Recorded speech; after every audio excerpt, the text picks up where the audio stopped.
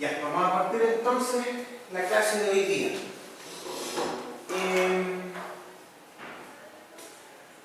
A ver, lo primero antes de continuar la clase es mirar un poquito la tarea, o cómo se resolvió, ¿cierto? Siempre es bueno darle un minutito a esto, a ver qué cosa rara aparecía o si era muy simple. La pregunta 1, ¿cierto? Se trataba de jugar un poquito con los registros que yo les pasé. Les pasé unos registros que tenían 3 componentes, como cualquier registro, ¿cierto? Había que trabajar con las componentes horizontales, descartando la vertical. Algunos de ustedes me preguntaron de eso, con lo que asumo que habían visto hasta el momento solo registros planos, en una sola dirección. Bueno, en la vida real las cosas tienen 3 direcciones. Tienen 2 horizontales y una vertical. La vertical normalmente no nos preocupamos demasiado, a veces la consideramos, a veces no, depende de un montón de cosas. Pero las 2 componentes horizontales siempre tienen que estar presentes. Ahora, ¿cuál es la forma de tener una solicitación en 2 direcciones que sea razonable? Hay un montón de formas de componer esas 2 direcciones, ¿cierto? Yo aquí les propuse 2, ¿cierto? Y la idea siempre de eso es que ustedes, al hacer la tarea, puedan investigar más opciones, ¿ya? Para que puedan aprender de eso. Aquí yo les propuse 2 que son las más comunes, no por eso las mejores, pero las más comunes, ¿cierto? Una era el SRSS del espectro de cada componente. A veces se cometen errores y la gente empieza a mezclar los registros, cosa que es un poco más extraña. Pero una vez que uno tiene los espectros de pseudoaceleración, cada una de las 2 direcciones independientes, se combinan de esta forma, ¿cierto? Una era el SRSS y otra era el GeoMin. La idea después era buscar la media, ¿cierto? Para cada una de las 2 cosas, la media para cada uno de los periodos de interés, ¿cierto? Y la media más una desviación estándar, para tener una idea solamente de cómo se hacen estas cosas. Ahora, estos registros que yo les di son registros especialmente exigentes, por lo tanto, aquí no iba a haber tanta dispersión como a veces tenemos en el fenómeno sísmico. ¿Ya? Pero más que nada para que jueguen un poco con esas cosas. La razón, ¿cierto?, entre el SRSS y el GeoMin es mayor que 1, ¿cierto? Porque para 2 componentes que son igualmente exigentes, el GeoMin deja la solicitación donde mismo, en cambio el SRSS es como amplificarlo por la raíz de 2. O sea, hay una relación como de 1,4 más o menos. Eso no necesariamente se tiene que mantener siempre, pero es una buena tendencia. Entonces eso ya es para darse cuenta más o menos qué es lo que uno tiene que fijarse cuando está haciendo escalamiento de registro, que probablemente va a aparecer en otra tarea. ¿Ya? La tarea 2 ya será subir, pero se destapa como a la 1, creo que le puse. ¿Ya? Que tiene que ver con las cosas que hemos visto también. Bueno, esta es la pauta que me mandó Felipe. Siempre es bueno mirarme. Tiene todavía algunos comentarios, pero no son muy importantes. Aquí, por ejemplo, está, dice, esto es pseudoaceleración horizontal, SRSS, pseudoaceleración horizontal, seguramente es el GeoMin. Entonces, claro, las formas en realidad se parecen un montón, pero las amplitudes no. Se fijan que la amplitud aquí de mu más la desviación estándar llegan como hasta 2, acá llegan hasta 1,4. Entonces hay harta diferencia en lo que tiene que ver con las amplitudes de estas cosas. La desviación estándar, por lo que decía aquí, no es tanta. Normalmente, cuando uno tiene un montón de registros, esta cosa puede ser un poco mayor que eso. Ahora, lo que sí vale la pena mirar es que esta es la razón entre el SRSS y el GeoMin para este caso. No siempre tendrá que ser igual. Pero aquí se graficó la razón, ¿cierto? Entonces tenemos que esto se pasea en muchos valores, pero ojo que la ventana vertical no es tan grande, la ventana vertical va como entre 1,4 y 1,6, entonces en realidad uno lo ve que se mueve mucho, pero no se mueve mucho. Entonces claro, aquí Felipe dijo, bueno, el factor representativo será el factor promedio, que es 1,47. Eso tiene algún sesgo, ¿cierto? Porque nosotros estábamos analizando espectros que tienen una mayor densidad en la zona de periodos bajos y tienen baja densidad en la zona de periodos altos, porque ahí es donde hay menos variación. ¿Ya? Entonces, este promedio podría ser algo que está demasiado gobernado por esta zona. Ahora, también es cierto que a nosotros nos interesan más las zonas de periodo corto.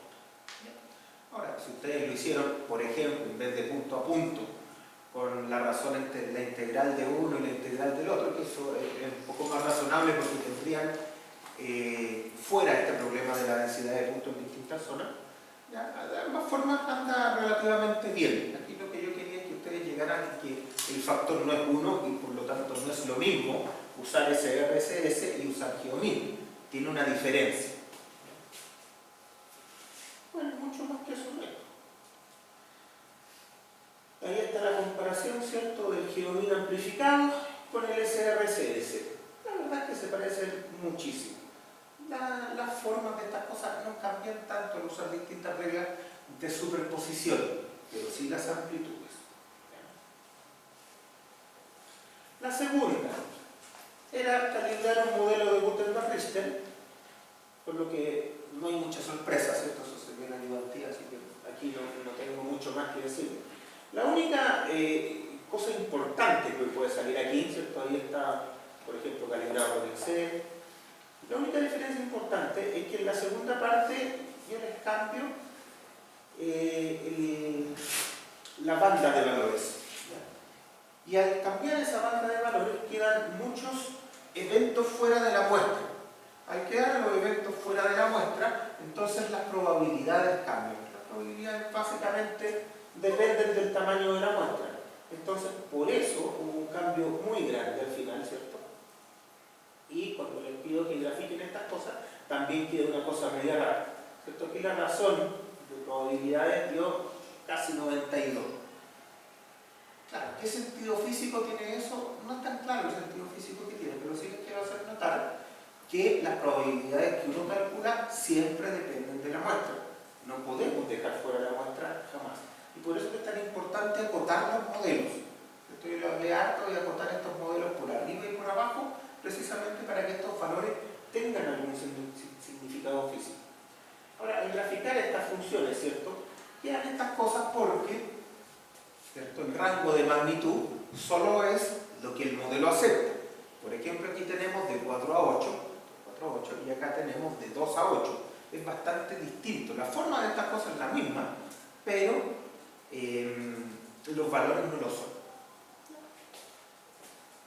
Bueno, eso no hay muchas más vueltas que dar. Y la tercera es que a veces se cometen errores, así que vamos a leerlo un poquito para tener una buena idea. Dice, considere que en la zona sur de Chile el segmento 1. ¿Cuál es el segmento 1? Este que está acá abajo, el que dice segmento 1, ¿cierto? El que está ahí en el cosito rojo, en el cuadrado rojo, ¿cierto? Dice, han ocurrido 4 eventos de magnitud mayor que 8. Ya, y ahí están marcados, ¿cierto? Dice, calcule la tasa anual del periodo de retorno utilizando 3 intervalos de tiempo, no se conoce el año del próximo evento. ¿Por qué les pongo eso? Porque esta cuestión ha sido un problema, ¿cierto? Hay gente que no lo ha entendido bien, entonces por eso ahora les digo, ahí usen 3 intervalos. Claro que aparecen 4 eventos, entonces uno tiende a decir, a ver, pero ¿cuál es la ventana? Bueno, de aquí hasta acá. ¿Y cuántos eventos hay? 4. Entonces dividen en 4 y con eso calculan el periodo de retorno medio y eso está mal. Porque en realidad aquí hay 4 ventanas. ¿Ya? Hay 4 eventos, pero que definen solo 3 ventanas. Y el periodo de retorno, ¿cierto?, es más o menos cuánto se demora un sismo en llegar, más o menos. Entonces, claro, aquí está bien, uno tiene esa fecha, tiene esta fecha, pero solo tiene 3 ventanas conocidas. El periodo de retorno es la ventana, no es el evento en sí mismo. Entonces ahí es donde hay que tener cuidado. Fuera de eso, el resto simplemente es meterse en las ecuaciones y evaluar. Ahora, ¿cuál era el periodo de retorno medio de esta cuestión? Solo para tenerlo claro, dice ahí 130 años de periodo de retorno medio.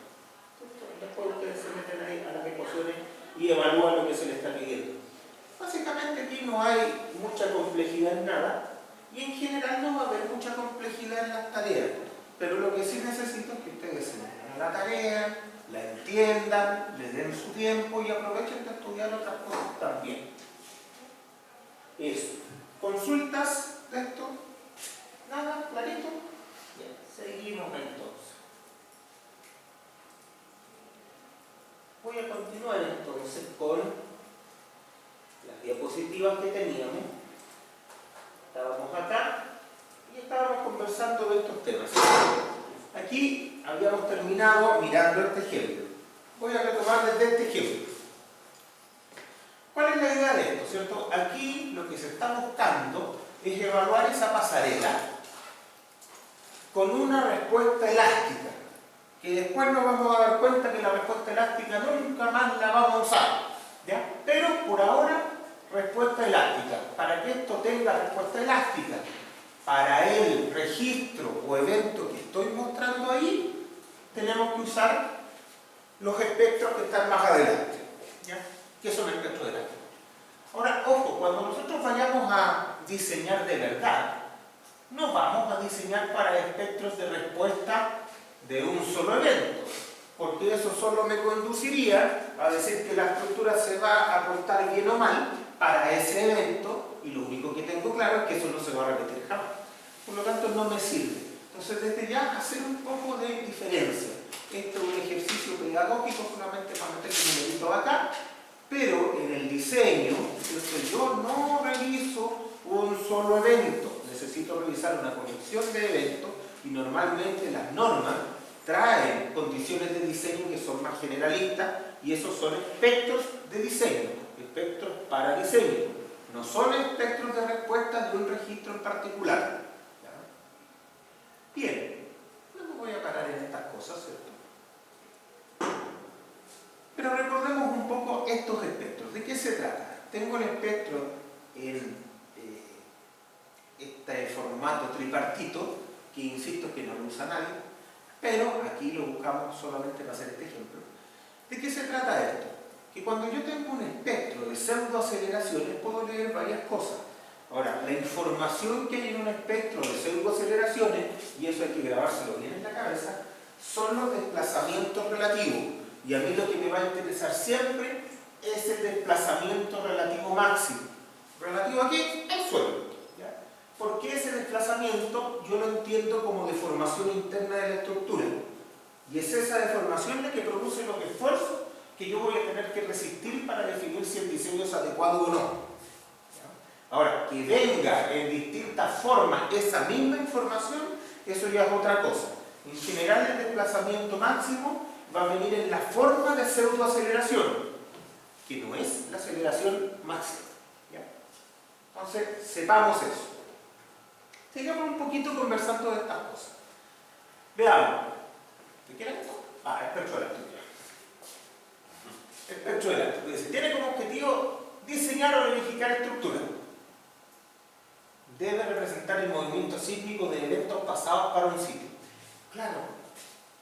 Aquí estamos hablando ya de otra cosa, que no son los mismos espectros de respuesta elásticos que vimos, sino que son espectros más generalistas. Las normas empiezan a traer este tipo de espectros para representar la sismicidad de una zona, para representar también el efecto de un suelo, para representar todo aquello que yo quiera representar. Ahora, las normas por lo general entregan espectros que llaman elásticos. ¿Ya? Hay que tener cuidado con eso, si son o no son elásticos. En principio, ¿cierto? Como vimos en su momento, un espectro elástico viene de un análisis de amenaza. Eso es lo que nosotros deberíamos tener para cada proyecto que nosotros desarrollamos. Pero no siempre se tiene. De hecho, la menor cantidad de las veces se tiene. En ausencia de eso, uno recurre a los espectros de las normas para reemplazar la ausencia de un espectro de sitio correctamente desarrollado. Que las normas se acerquen o no a lo que la amenaza en sitio es, bueno, depende de la calibración, depende de la calidad de las normas, depende de muchas cosas. Pero normalmente nosotros estamos facultados para poder hacer eso. La gran mayoría de las normas, tanto aquí como afuera, trae un espectro propuesto para diseñar. Y ese es el que nosotros normalmente usamos. Entre paréntesis, a esta altura, yo ya doy por hecho que ustedes leyeron la 2369 del 2023 y la estudiaron, y yo me voy a empezar a referir a ella. ¿ya? Lo mismo la 433, al menos el borrador de consulta pública que entró al INE, ¿ya? Así que, lean. Probablemente lo vamos a meter en alguna ayudantía para comentarlo un poco, ¿ya? Bueno, ¿qué tiene que representar esta cosa? La magnitud de los sismos esperados. Sí, la magnitud, pero también hay que entender que cuando uno va a diseñar le interesan los eventos de mayor magnitud que se pueden producir en la zona. No le interesan los eventos de baja magnitud. Normalmente no son de interés estructural, normalmente no son los que va a controlar el diseño. Todas estas cosas que se supone que están metidas en los espectros elásticos de diseño son ciertas, pero tienen distintos pesos. Distancia al foco. Bueno, en nuestro caso, ¿cierto? Nuestra normativa se ve muy influida por la subducción del Pacífico. Está controlada por eso. ¿Dónde me podría interesar algo más? Bueno, cuando estoy muy cerca de una falla superficial. Pero también, como lo vimos cuando estábamos en amenaza, no es claro que al estar cerca de una falla superficial vaya a controlar el diseño. ¿Ya? Porque como vimos, en la amenaza opera cada falla y cada fuente según su magnitud y según su periodo de retorno. Entonces, si tenemos un evento superficial cerca, pero que tiene un periodo de retorno muy grande, probablemente su influencia probabilística no va a ser tan grande en la amenaza en ese sitio. Entonces hay que tener cuidado con eso. A veces decimos, no, mira, es que estamos cerca de la falla de San Ramón, entonces está todo controlado por la falla. No necesariamente. A lo mejor desde el punto de vista determinístico, alguien puede decir, no, si le pongo un magnitud 7 ahí, claro, sí, por supuesto. Pero ¿cuál es la probabilidad de que eso pase? Ese es el problema del determinístico. Cuando me doy un escenario, no le puedo asociar una probabilidad de que eso pase, como un periodo de retorno a ese evento. ¿Ya? Con las fallas corticales muy cercanas, tiende a pasar eso, tiende a haber un problema. Aquí no tenemos el problema, como les digo, porque realmente casi todo está controlado por la sismicidad intraplaca o interplaca, pero en otros países está todo controlado por la falla superficial. Mecanismos de falla. Como les mostraba en la clase pasada, eso tiene que ver mucho con el tipo de registro que se obtiene. Nosotros copiamos mucho a los gringos y vimos que los terremotos gringos, desde el punto de vista del registro por lo menos, no se parecen mucho a los registros chilenos. Entonces, ¿eso hará que no podamos ocupar sus criterios? No necesariamente. Pero hay que tener cuidado. Tenemos que entender que en nuestros terremotos la energía se entrega en una mayor cantidad de tiempo. En los terremotos de ellos se entrega en menos tiempo. Los terremotos californianos son más impulsivos, los de nosotros son un poquito más largos y más cíclicos. Camino recorrido de las ondas. No me voy a referir a eso. Condiciones locales del suelo. Y en esto me gusta insistir una y otra vez porque es algo que nos estaba molestando mucho. Sobre todo desde el 27F para acá, desde el 2010 para acá, nos ha molestado mucho el tema de los suelos. Yo les comentaba que tenemos incluso una reclasificación de suelo al día de hoy y que esa reclasificación de suelo nos ha llevado a que suelos que eran considerados buenos pasaron a ser regulares y algunos hasta malos, derechamente. Todavía estamos en un proceso de adecuación de eso, todavía hay cosas que nos salen extrañas, suelos que parecen buenos, pero resulta que están clasificando como malos, y uno dice, chuta, pero ¿será así? Bueno, todavía estamos en ese asunto, pero bueno, es mejor ser conservador que no serlo para este tipo de cosas. Cuando tenemos suelos relativamente buenos, suelos A y B, suelos buenos, estas cosas de la amplificación de sitio no es muy importante en realidad. Cuando tenemos suelo, bueno, el suelo C todavía se considera un suelo bueno, ¿ya? Pero ya el suelo D no es tan bueno, es un suelo que puede ser relativamente blando, no es blando, pero relativamente blando, y el suelo D ya lo consideramos malo de verdad. Eso ya hay que tener harto cuidado. Se los comento porque, claro, en el suelo D todavía quizás uno puede hacer algunos análisis de amenaza simplificados, seguir las leyes de atenuación, pero en un solo E podría no ser suficiente hacer un estudio solo con incorporación del suelo a través de los GNM. Podría ser necesario tener la estratificación del suelo y hacer un análisis con efectos de sitio. Porque no solamente los espectros crecen en amplitudes, no solo el plató se desplaza o se extiende a periodos mayores, sino que podrían pasar cosas extrañas que algunas leyes de atenuación no ven.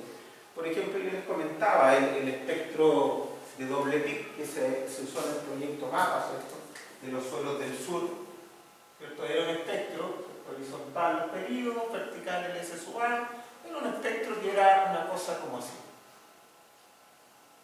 Era de ese tipo el espectro. Era un espectro de suelo malo, de suelo especialmente malo, con amplificación en dos sets de periodos. No me voy a meter en el detalle de por qué tiene dos pic, aceptémoslo y aceptemos que estaba bien. Ahora también aquí hay un comentario que hacer, y es decir, oye, que este sea el espectro de amenaza, ¿significa que tengo que usarlo para diseño? Porque hacer eso, la verdad es que es bien molesto para el diseño. La verdad es que, ¿cuál es mi capacidad de predecir el periodo de una estructura? Para saber que está aquí, aquí o allá. La idea es que en diseño estructural yo tenga resultados que son suficientemente estables, que son suficientemente seguros, ¿ya?, que no son sensibles. Por lo tanto, si yo estoy cerca de acá, lo más probable es que yo tenga que ver mi sensibilidad. Oye, ¿me puedo poner para acá o me voy a correr para allá? ¿Qué es lo más probable? ¿Ya? Y entonces, desde ese punto de vista, ver dónde estoy en la cercanía. Entonces, como diseño, este es un espectro que molesta. A lo mejor, y esto es opinión solamente, a lo mejor podría haberse usado algo de ese tipo. No sé. Alguien dirá, oye, pero toda esta zona es conservadora. Sí, es súper conservador. Pero tengo la ventaja de que tengo una demanda de resistencia suficientemente gradual en eso. Y eso sí me puede servir para un proyecto real. Entonces, ojo, aquí ¿cuál es el comentario? Ese espectro raro es muy difícil sacarlo de las leyes de atenuación. No todas lo reconocen, ¿cierto? Las leyes que yo les he mostrado acá, la de Dini tiende a reconocerlo, pero la de Montalbán creo recordar que no. Entonces, ojo con eso. Para suelo D, para suelo C todavía estamos bien, para suelo D no sé. ¿Ya? Yo, como les digo, en suelo D ya nuestra 2369 nos dice haga su estudio de amenaza, haga su espectro de sitio. Súper bien. Podemos preevaluar con las herramientas que vimos en clase, pero no podemos saltarnos ya el encargar un estudio de amenaza con efecto de sitio. ¿Ya? Voy a insistir mucho en eso porque es algo que cuesta realmente que se haga, porque no se le da el peso que tiene hoy día. Y aquí insisto, hoy día los estudios de amenaza han bajado de precio. Y eso es un tema bastante importante, porque antes eran más caros y claro, eran a veces prohibitivos para los proyectos, pero hoy día no lo son. ¿Baja por el desarrollo de tecnología? O... ¿Perdón? ¿Que baja el precio por el desarrollo de la tecnología? Se ha ido avanzando, sí, en realidad todo esto que tiene que ver con el estudio de amenaza tiene más que ver, para decirlo en chileno simple, con la quiromancia de los magos. ¿Ya? Siempre fue un tema súper escondido con la mecánica del suelo, que es como una cosa así media mágica, solo para iniciados, ¿cierto? Uno le enseña al otro le enseña al uno, pero no le cuentan a los demás. Entonces, ese tipo de cosas no tenía también el estudio de amenaza. Entonces había gente que sabía mucho de eso, pero que no le contaba a nadie. Otros que aprendían y también se metían al nicho. Hoy día esto está un poquito más transversal. Hoy día han aparecido herramientas, hay más gente que se ha metido en eso. Entonces, se ha masificado. Eso tiene dos problemas. O sea, tiene ventajas, muchas ventajas porque esta cosa se hizo competitiva y entonces los precios van bajando. Pero también está el tema de que a veces se eligen más los asesores y uno puede llegar a cualquier cuestión con el estudio de amenaza. En el estudio de amenaza se ha visto estudios, como les decía, que son básicamente inventados, que vienen de la nada, y a mí me ha tocado ver, o sea, estudios, por ejemplo, para refrendar. Yo no les voy a decir el nombre porque se puede enojar el presente, pero hace unos años me tocó ver un estudio de amenaza preliminar para un proyecto de ingeniería básica, que es una ingeniería simplemente para costos, así que uno puede tener algunas cosas muy laxas. Y claro, el estudio decía, mira, suponiendo esto, y en 5 páginas tengo un espectro. Pero era un espectro inventado, si no había ningún cálculo, no había ninguna evaluación. Y está bien si es que yo lo necesito para ingeniería básica y no es algo que lo voy a construir, ¿cierto? No es una planta que voy a construir, simplemente estoy ahorrando costos, puede ser, excelente. Pero después para la ingeniería de detalle se contrató, ¿cierto?, a una oficina extranjera, canadiense creo que era, para hacer el estudio de amenaza. Esta oficina lo que hizo fue emitir un informe, ¿cierto?, que yo leí, que dice, mira, con 2 o 3 ecuaciones, y dijeron, ya, entonces recomendamos que se use el espectro que se usó en la ingeniería básica. Y listo. Y se acabó el problema. Uno dirá, mira, puede ser, puede que no haya sido tan malo, pero no había un motivo técnico para eso finalmente. No se ponía un motivo técnico. Y ese es un problema grande. O sea, claro, es fácil decir, oye, usa el de 8 y si hay problema la culpa fue del 8, claro. Pero no es el objetivo de hacer esto. Y el objetivo era hacer un estudio con todo lo que se necesita para un estudio, se lo mostré acá en su momento. Considerando la fuente, considerando las leyes de Richter, considerando todas las cosas que hay que considerar para un estudio. ¿Ya? Tampoco es tan complejo, pero ha pasado que aparece en el estudio. Según especialistas, ¿cierto?, unos pueden llegar a una cosa, otros pueden llegar a otra, pero haciéndolo bien. El tema es no tener estos estudios que uno los lee y dice, ¿de dónde salió esta cuestión? Que no tienen ningún sentido. Ahí es donde hay que tener cuidado. Y se lo menciono precisamente porque todavía es una cosa rara. Ya, condiciones locales del suelo. Siempre vamos a tener cuidado con las condiciones locales del suelo. Nos van a molestar siempre. Ya, está basado en análisis estadístico de espectros de respuesta elástica. Sí, pero ahí hay que tener cuidado. Que sea un análisis estadístico de espectros de respuesta elástico no significa que yo voy a agarrar todos los espectros elásticos que se han producido en el lugar por distintos eventos y los voy a promediar nomás. No es eso. ¿Ya? Esto está basado en análisis estadístico porque las leyes de atenuación son un ajuste estadístico a los datos. Ahí está el análisis estadístico que considera todos los registros y los eventos medidos en las leyes de atenuación. Bien, cada espectro de respuesta se normaliza con respecto a un valor de aceleración, velocidad o desplazamiento, sí, eso es lo más típico. Espectro suavizado. Y si no hay registros disponibles, dice por ahí. Claro, ¿cómo diseño cuando no hay ni registro ni espectro en una zona? Pasa a veces, pero hoy por hoy ya no pasa. Siempre tengo algo, ¿cierto? Incluso, ¿cierto?, hasta hace algunos años ya lo han dejado un poco atrás, ¿cierto?, pero los gringos tenían mapeado todo el planeta, todo el mundo, ¿cierto? Decían cuál era el SDS, cuál era el SL1 en cada lugar del mundo. Hoy día ya lo han dejado un poco más de lado. Pero, actualmente, en todos los lugares donde hay temblores hay normativa sísmica. Y si no la hay, uno puede considerar la normativa, entre comillas, internacional, que es la normativa europea, la normativa norteamericana o alguna suficientemente criteriosa, suficientemente seria, y poder aplicarla en otros lugares donde no hay. Afortunadamente hoy día uno puede saber dónde hay sismo, ¿cierto? Como les mencioné en su momento, si a usted le toca, no sé, un proyecto en Yemen y no sabe hablar, no sé qué hablan en Yemen, ¿qué hablan? Árabe, uno de los 500 dialectos de árabe seguramente, y no entiende lo que dicen allá, bueno, entonces podrá ir a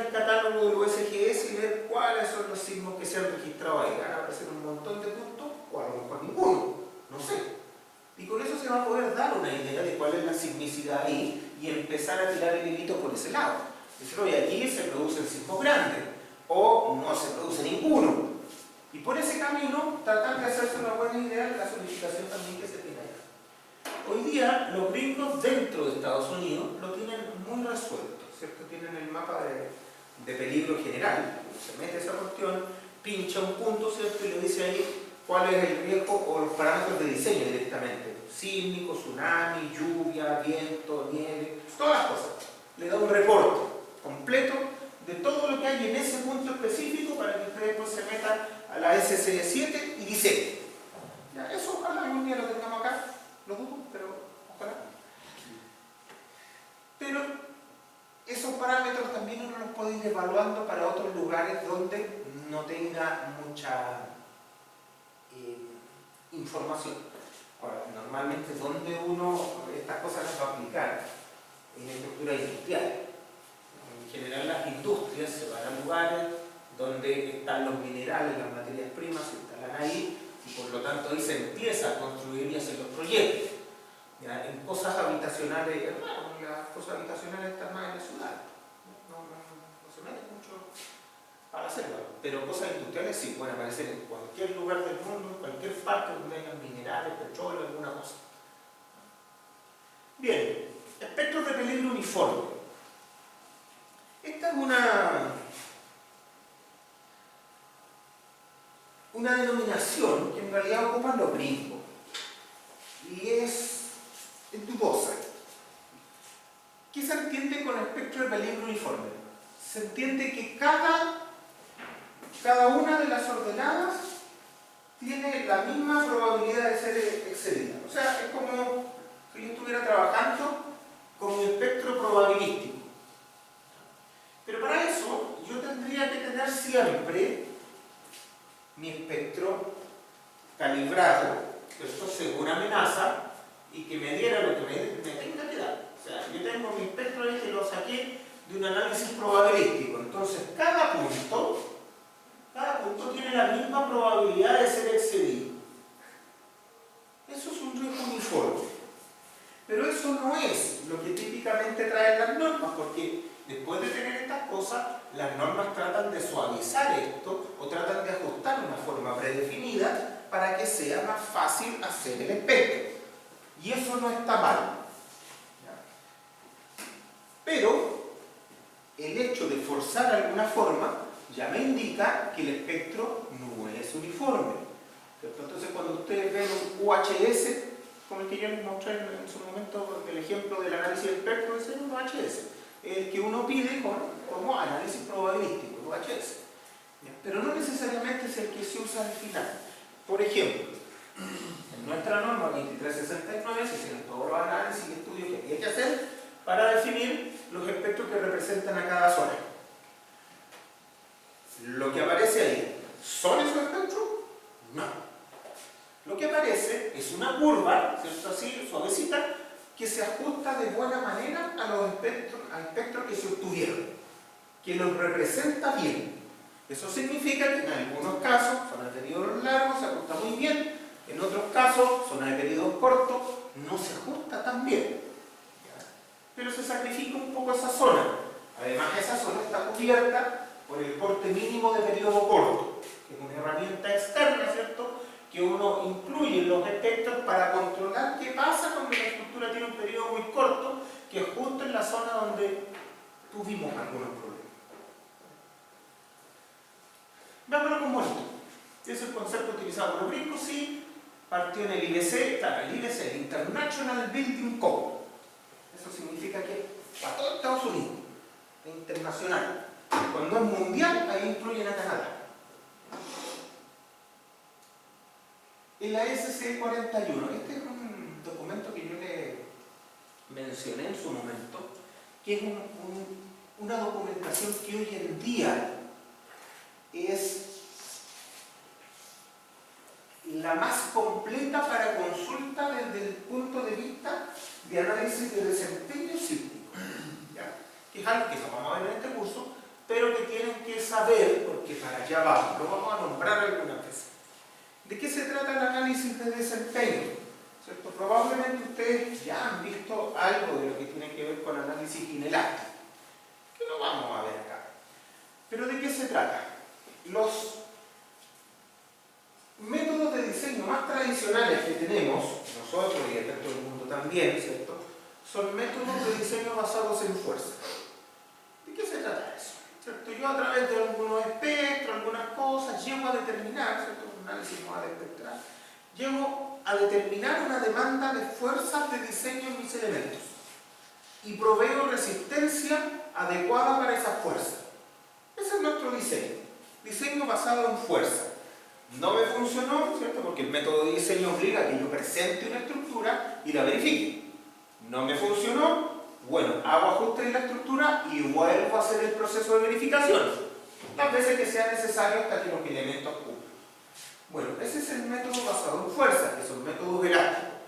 Los métodos basados en desempeño son muy distintos.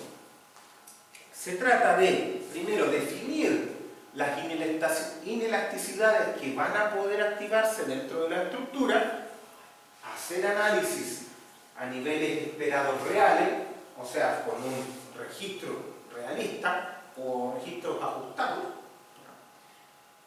detectar todas las inelasticidades que se generaron al interior de la estructura y catalogarlas. Ese es el concepto básico. Permito que se generen las inelasticidades, que son esas, pandeos, plastificaciones locales, lo que sea que se tenga que generar. Y después yo evalúo cada uno de esos puntos. Digo, a ver, el nivel de deformación que experimentó este punto ¿es compatible con lo que yo necesito? ¿O lo que el código me permite? Si la respuesta es sí, ok, seguimos. Si la respuesta es no, entonces el diseño no cumple. Es un diseño mucho más explícito, ¿ya? Pero que requiere conocimiento más avanzado y requiere también herramientas más avanzadas. Y esas son dos razones, ¿cierto?, que se combinan para que hoy día en la práctica no se estén usando de manera generalizada. Son análisis que únicamente nosotros usamos en estructuras que son especialmente importantes o que tienen sistemas de protección sísmica, aisladores o disipadores de energía. Pero en la gran mayoría de las construcciones, la gran mayoría de las estructuras, nosotros vamos a usar métodos elásticos. Y en particular el método de las fuerzas, que es el que vamos a tener aquí en este curso como principal siempre. Y es ahí donde nos vamos a meter siempre. Ustedes dirán, ya, pero es un método obsoleto que no ocupa nadie. Bueno, es el método que hoy día estamos tratando de que se masifique, porque hoy día también tenemos simplificaciones muy groseras en algún tipo de diseño. Entonces, no es tan arcaico. Quisiéramos que lo fuera, pero no lo es. El AC7, ¿cierto?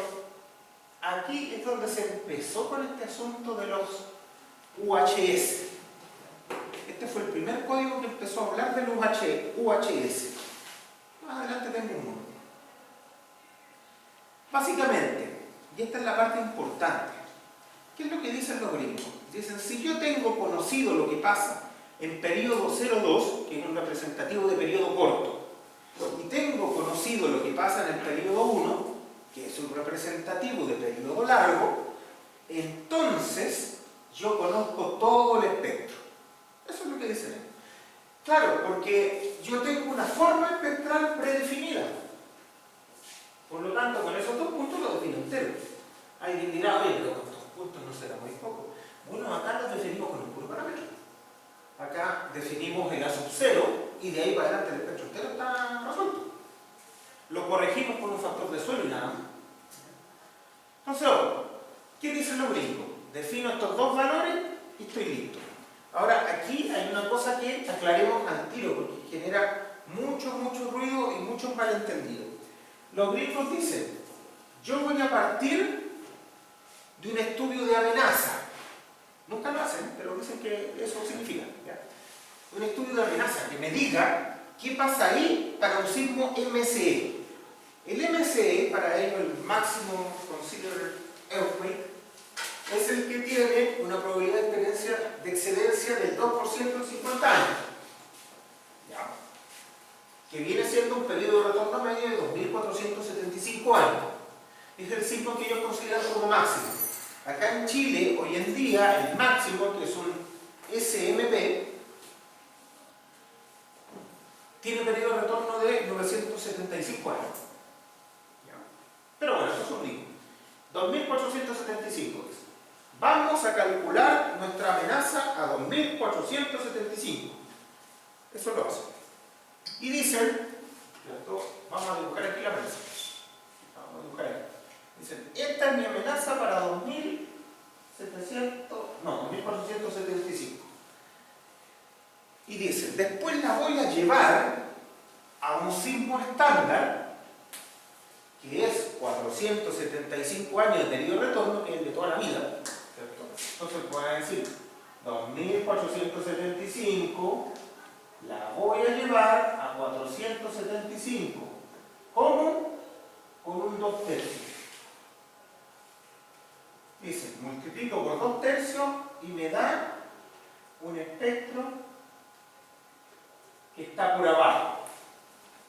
O sea, la razón entre el MSE y el nivel de diseño que ellos usan es 1,5. Pero ojo con esto, porque esto se ha prestado para muchas malas interpretaciones en la historia. Se ha prestado para decir, entonces un evento de 475 años es más o menos 2/3 de uno de 2.475. Bueno, cualquier chileno normal entendería eso leyendo eso. ¿Cierto? Es difícil interpretarlo de otra forma, ¿o no? Ya, pero eso no es. ¿Ya? Ellos decidieron que quieren diseñar para este nivel, que es 2/3 TS, y le pusieron de nombre 475. Pero si usted hace un análisis de amenaza, bueno, del mismo análisis de amenaza que usted obtuvo para este, solo con más probabilístico habrá cosas que yo lea otros puntos en las curvas esas que les muestro que eran circulares, ¿cierto? Cosas del otro punto, ¿no? Bueno, si yo de este análisis de amenaza no solo hago ese, sino que hago este de acá abajo no me va a salir nunca. Me va a salir uno más abajo. Porque la verdad es que la distancia entre ese y ese no es 1,5. Es como 1,9, entre 1,7 y 2. Y depende de un montón de cosas. Entonces aquí es donde hay que tener cuidado con interpretar las cosas. ¿Ya? No hay que darle una interpretación más allá de lo que esa cosa puede tener como información real. Entonces sepamos que dicen los gringos, calculo aquí, multiplico por 2/3 y ese es mi nivel de diseño. Listo, eso es verdad y hasta ahí llega. Pero darle un significado mayor a eso es lo que tenemos problemas. ¿Ya? Nosotros nos hemos equivocado varias veces acá también cuando le damos interpretaciones de este tipo a las cosas. Durante mucho tiempo también pensamos que para pasar de un sismo de 475 a 2475 había que multiplicar por 1,5. Después nos dimos cuenta, primero, que en Chile no se cumplía con ningún estudio de amenazas, y dijimos, bueno, entonces acá en Chile, como la sismicidad es distinta, los valores son distintos para pasar de uno a otro. Después nos dimos cuenta cuando leímos el ACCP que no, que ellos también dicen que los valores son distintos, no es 1,5, pero ellos deciden ocupar el 2/3. Es una decisión, ¿ya? Como les he dicho aquí varias veces, y voy a seguir insistiendo en eso también. El diseño son decisiones. Todos los números usted los ocupa como guía, son datos, son información, pero el diseño es tomar la decisión final sobre qué es lo que usted quiere considerar, qué es lo que quiere construir finalmente.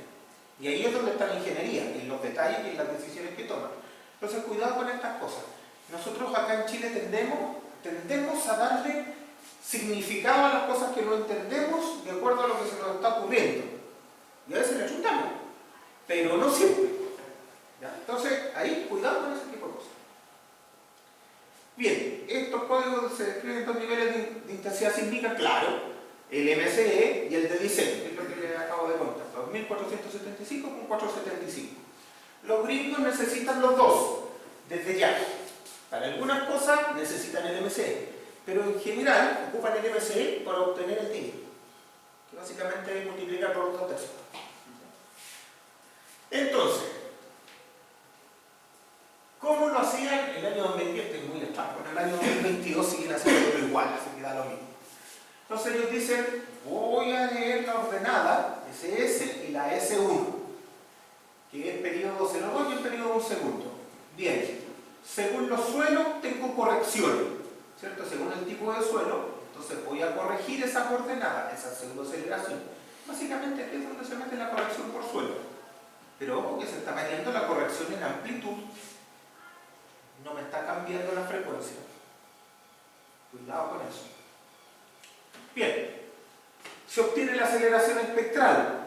Fácil, porque tengo la de acá y la multiplico por 2 tercios. Y ahí estoy a nivel de diseño, ahí está el 2 tercios.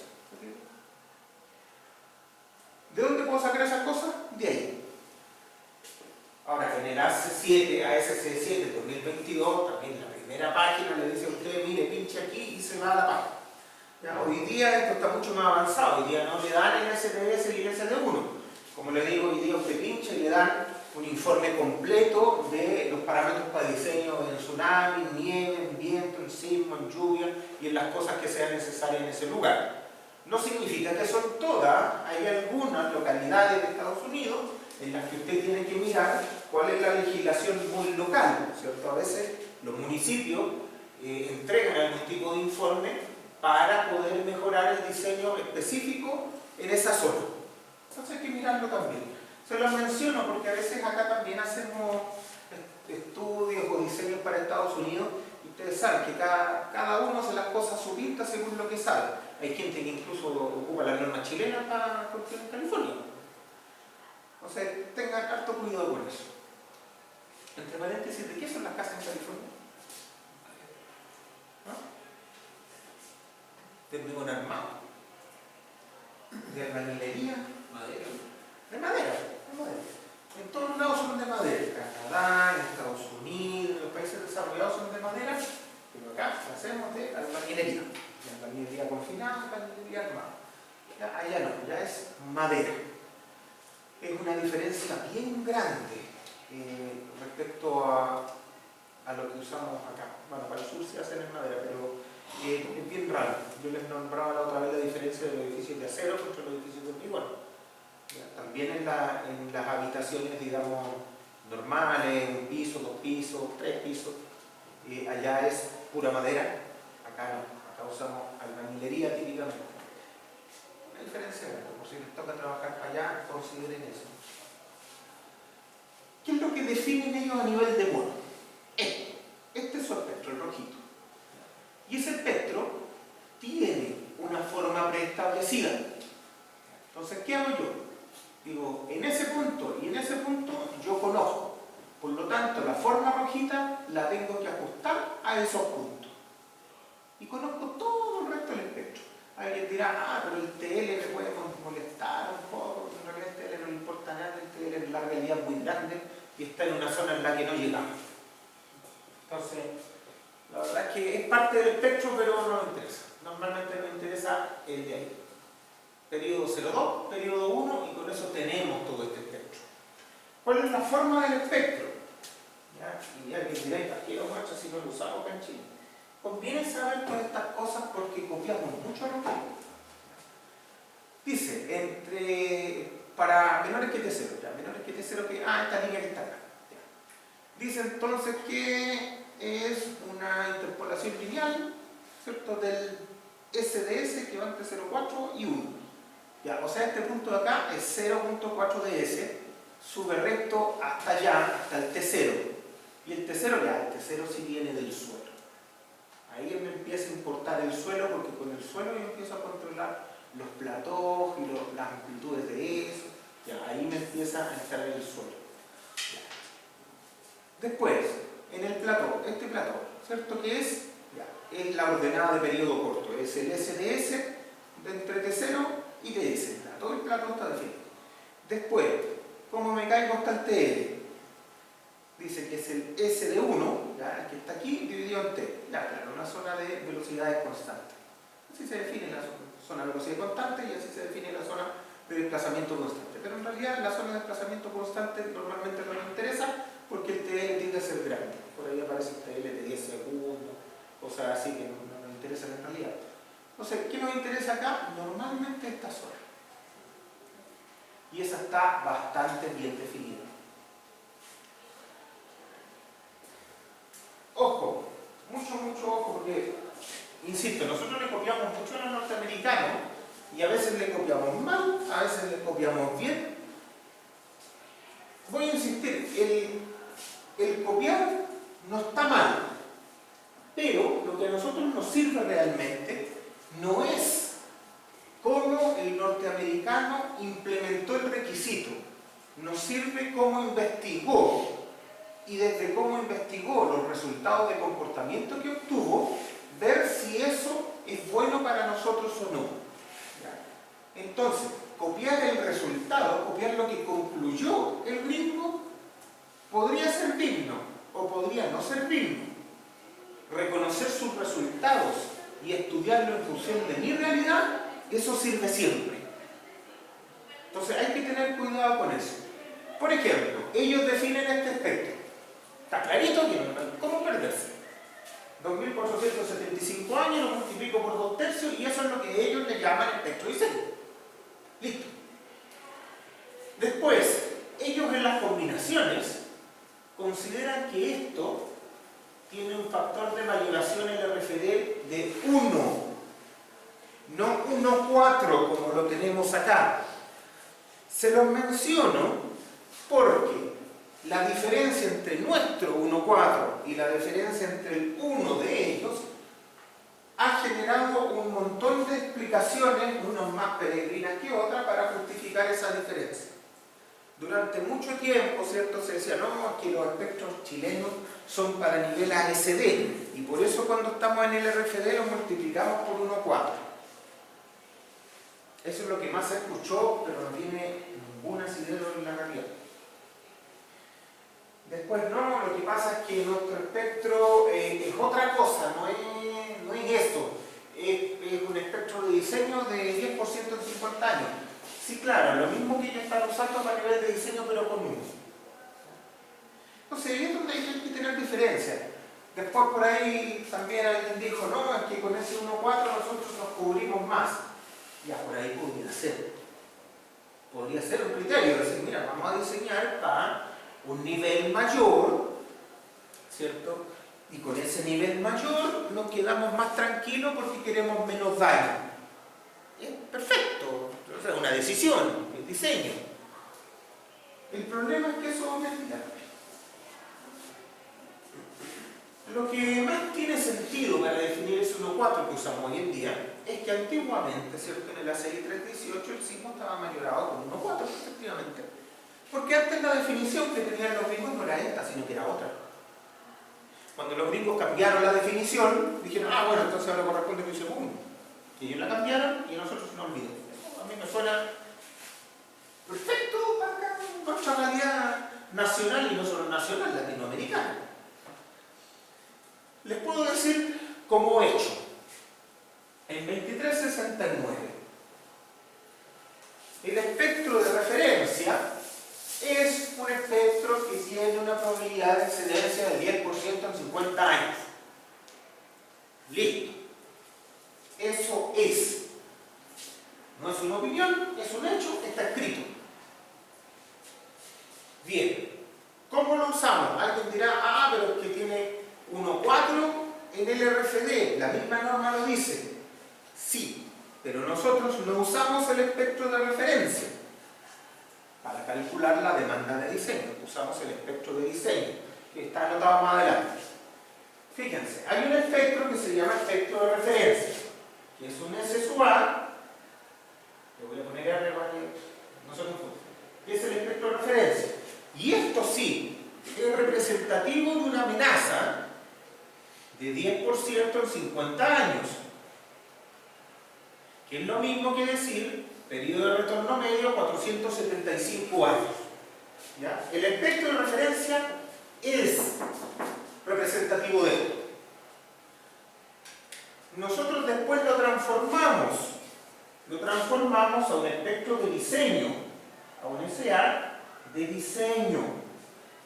Y con ese espectro de diseño evaluamos las fuerzas para diseño. ¿Ya?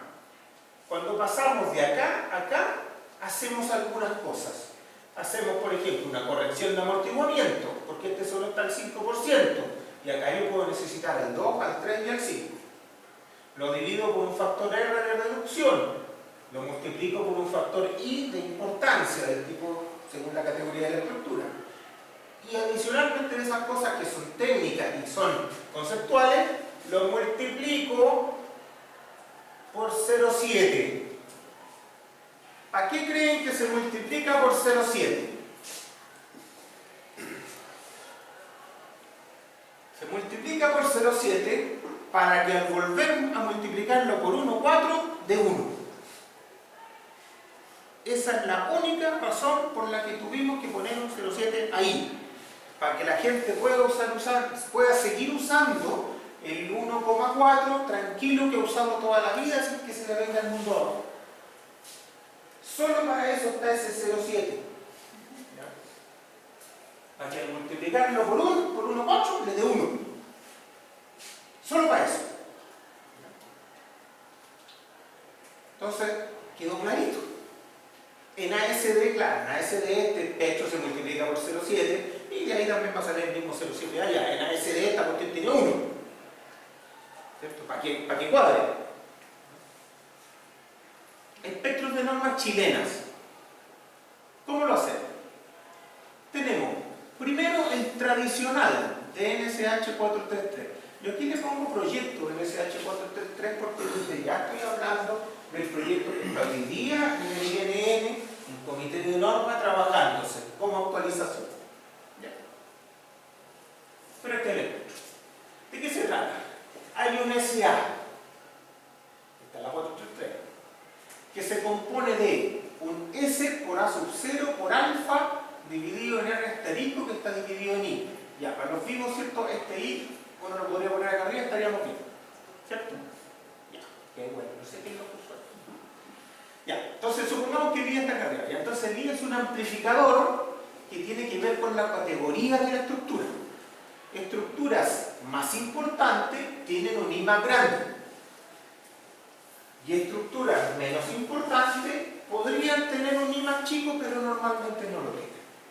Tenemos categorías de estructura temporal, estructuras secundarias, que podrían tener un I bajo, de 0,8. Pero es raro que se ocupe. La gran mayoría de las estructuras son estructuras normales. ¿Cierto? Es lo que uno espera, que la estructura sea normal. Salvo excepciones, que son estructuras de categoría alta, que son estructuras esenciales, críticas o peligrosas. Y en esas tenemos factores de importancia de 1,2. Entonces, cuando la categoría de la estructura es más exigente, nosotros subimos el factor de importancia, que es análogo a subirle la demanda de diseño. Nosotros, ese factor de importancia tiene un montón de posibles interpretaciones. Nosotros acá en Chile, por lo menos a nivel de 2369, hemos elegido una interpretación para ese factor de importancia. Y esa interpretación es asociarlo con el periodo de retorno del evento que queremos usar para diseñar. Entonces, si nosotros decimos factor de importancia 1, estamos diseñando para el evento estándar 10%, 50 años, 475 años. Bien. Cuando decimos I igual 1,2, estamos diseñando para un evento que tiene una probabilidad, o mejor dicho, un periodo de retorno más grande. Así es como lo entendemos. El 1,2 es difícil asociarlo a un número conocido, en realidad, que lo usamos en ocupado. Antes pensábamos que el 1,2 nos llevaba de 4,75 a 9,75. En los últimos años nos hemos dado cuenta, más allá de la duda, porque antes lo dudábamos, pero ahora tenemos súper claro que no es así. Que para llegar de 475 a 975 acá en Chile, ocupa 1,4. Ese es el factor que sale. No he inventado, está calculado. Entonces hoy día ya estamos pensando que, bueno, eso lo podemos dejar en 1,2, pero no seguir pensando que nos lleva de 4,75 a 9,75. ¿Ya? A lo mejor es bueno el factor, pero significa otra cosa. ¿Ya? Ahora sabemos que el 1,4 nos lleva a los 9,75 que sí queríamos.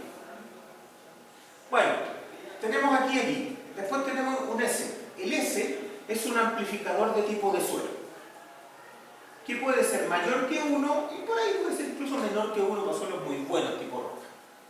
Pero es un amplificador de amplitudes por suelo.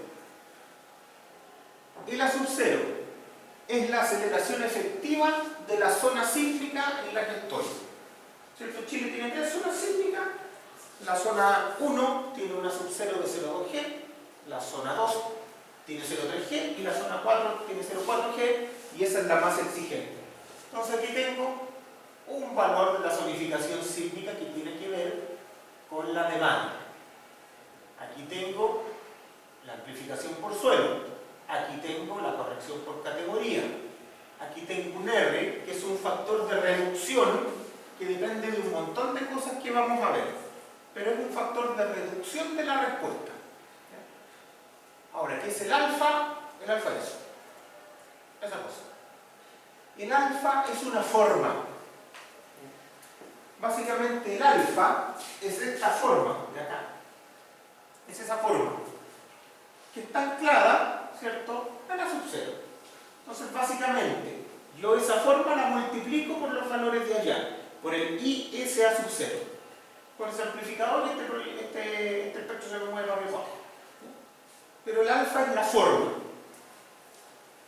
¿Qué valores hay acá? El T sub n es el periodo de la estructura, o el periodo que esté evaluando, sea cual sea. El T sub 0 y el P son parámetros de calibración de suelo. ¿Para qué? ¿Cierto? Acá tengo regulada la amplitud, pero acá regulo el rango de frecuencias donde trabaja esa amplitud. Esto es lo que me hace que el espectro se me corra más hacia la derecha y se haga más amplio, más ancho, que es el efecto del suelo. ¿Ya? Esto solo me modela la amplitud de pseudoaceleración. Y el R, que en todas las normas del mundo es un número 1 nomás, menos A. Acá el R es función del periodo fundamental de la estructura. Que eso en teoría no está mal. En la práctica es un corcho, pero en teoría no está mal. Después nos vamos a meter en eso y nos vamos a dar cuenta que realmente el R para periodos cortos tiende a 1. Ahora, definirlo de esta manera, no sé. Se hace. Se hace en nuestra 433, pero no se hace en ningún otro lado. Ninguna otra norma, ni chilena ni extranjera. ¿Ya? Entonces, ojo con eso. Es una choreza, no sé hasta qué punto sea útil realmente, pero es lo que se hace y es una de las diferencias con el resto de las normas. ¿Qué nos dice 2369 en 2023? Dice, tengo un espectro de referencia, que es el que modela la amenaza sísmica en ese punto. Esto significa un espectro de 475 años con efecto de sismo. ¿Qué es? Primero, tiene el alfa. Aquí está el alfa. Y esto fue un tema porque fue un acuerdo ocupar la misma forma espectral. No salía la misma forma espectral de los estudios, pero se sacrificó lo que pasa en periodo corto, como les contaba, por la ventaja de que esta forma, que ya es conocida, sea aceptada de manera más natural por la comunidad. Ese fue el asunto.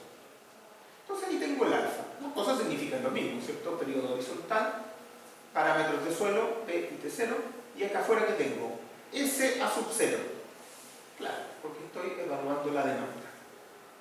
Bien, tengo eso. Ojo que este 1.4 no tiene nada que ver con el que le comenté del LRFR. Este sí sale de la calibración acá. Bien, y el espectro de diseño, que este sí se puede buscar con ese. Este es el de diseño. Es agarrar el de amenaza o el de referencia, corregirlo por I, porque no estaba corregido, corregirlo por amortiguamientos distintos del 5% y corregirlo corregirlo por un R también, pero aquí el R es constante para todos los periodos. Adicionalmente se le pone el 0,7. Ese 0,7 únicamente es para poder usar un 1,4 en el RFD. Nada, solo para eso. ¿Los espectros son parecidos? No. Ojo que aquí estamos hablando directamente del espectro de diseño. La 433 no tiene un espectro de amenaza propiamente. La 433, y esto a nivel de decreto, ¿cierto? Decreto ley, el año 2010, con el terremoto del 27F, ¿cierto? Hubo problemas, ¿cierto? Esto seguramente lo han escuchado un montón de veces, pero lo vamos a formalizar aquí por última vez. Hubo problemas. Hubo algunos edificios que se portaron mal, otros muchos que se portaron bien, pero hubo un par que se portaron mal. Se llegó a la conclusión entonces que la norma tenía errores.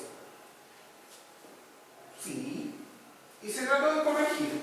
Al principio salió el decreto 117 y 118, que era primero para corregir los espectros de diseño, y el segundo era para corregir condiciones de diseño para hormigón armado, sobre todo en edificios de muros, más específico, para las cabezas confinadas de muros en flexo-compresión, que lo vamos a ver más adelante en el curso. Ese fue el problema. Antiguamente la norma, la 4.3, decía no confine las cabezas de los muros en compresión. ¿Por qué? Porque a pesar de que todo el resto del mundo pasa, aquí no va a pasar. Como el tsunami, como la situación, toda la cosa. No pasa hasta que pasa. ¿Y qué creen? Pasó eso. ¿Cómo pasó? Entonces ahora confinamos las cabezas de los muros en flexo-compresión. Bueno, salió un decreto para decir eso. También salió un decreto para decir vamos a corregir el espectro de 433 de la siguiente forma. Y se hizo un espectro que fue muy conservador y por lo tanto detuvo un montón de proyectos. Por lo tanto, la gente dijo no lo podemos ocupar. Necesitamos algo mejor. Algo mejor es algo que nos incita menos para poder seguir con el proyecto. Y entonces salió el decreto 60 y 61. No sé por qué con números menores que el 117 y 118 que salieron después, pero ya. 60 y 61 son los que tenemos hasta el día de hoy regiendo. Uno que nos dice, ya, vamos a corregir el espectro. Y el otro que nos dice, ya, vamos a corregir el confinamiento de muros de esta otra forma. Desde el punto de vista de los espectros, ¿qué nos dice? Nos dice, mira, vamos a tratar de mantener la forma espectral que teníamos desde siempre, que es esta cuestión, pero vamos a sumar un segundo espectro, que es un espectro de desplazamientos. Uno dirá, a ver, ¿no es multiplicar por omega cuadrado? Entonces, otro espectro. Claro, porque la relación entre el espectro de pseudoaceleración y el de desplazamiento es omega cuadrado. Pero no. Se tomaba este espectro y se multiplicaba por un C sub D, o algo así. Ya, pero no es una constante. El C sub D depende del periodo y cambia. Por lo tanto, es un espectro que no es el de fuerza, es otro espectro distinto. Cosa rara, ¿cierto? Newberg debe estar ahí revolcándose, pero bueno. Tenemos entonces un espectro que es para desplazamientos y otro que es para fuerza. ¿Por qué se necesitaba eso? Porque se dijo que el espectro de fuerzas era bueno para el control de resistencia, pero a los edificios les faltaba capacidad de deformación. Entonces se necesitaba un segundo espectro que corrigiera solo eso. Y esa fue la idea. Se incluyó un nuevo espectro de desplazamientos para revisar cuál sería el desplazamiento a nivel de techo que las estructuras tendrían que alcanzar y con eso revisar si realmente los muros debían confinarse o no en sus cabezas. Ese era el objetivo. Entonces 433 tiene dos espectros, no solo uno. ¿Ya? 2369 tiene solo uno. también del estudio de amenaza, digamos. Es más consistente en eso. Entonces, cuidado con eso. 433 no es igual que 2369, aunque tengamos la misma estructura en el mismo país, no funciona de la misma forma. Así que mucho cuidado con esto. Voy a parar aquí la